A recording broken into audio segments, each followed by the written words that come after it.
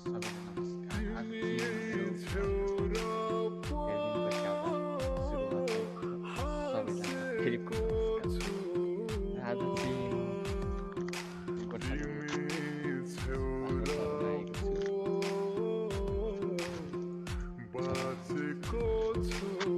यसरी साथीहरू छातो चाहिँ आज ल्याइएन।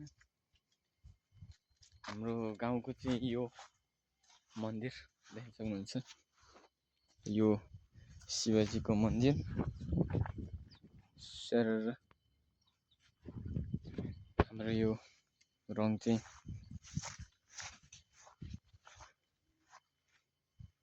येल्लोमा रहेको छ। सर हाम्रो यहाँ चाहिँ यो घन्टी यो खाँबो गलिसकेको रहेछ। सर देख्न सक्नुहुन्छ घन्टी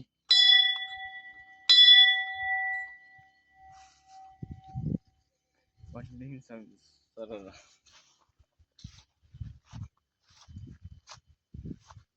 मन्दिर छाना चाहिँ यता टिनसिन चट्टा मिलाएर चाहिँ भित्रको चाहिँ देखाउँछु।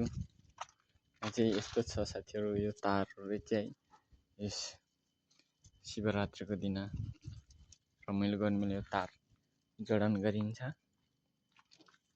र यहाँको भित्रको चाहिँ यस्तो छ साथीहरू देख्नुहुन्छ। शिवजीको फोटो त्यही पनि घन्टी यता होल्डर छ। त्यही साथीहरू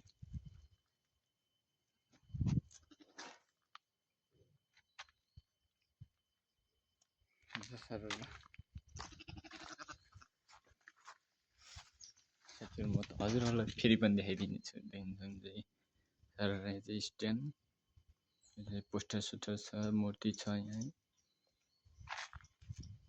साथीहरू। यता माथि चाहिँ भीमसेन मन्दिर, नेवार जातिको चाहिँ दसैँ तिहारमा काटमार गर्ने मन्दिर।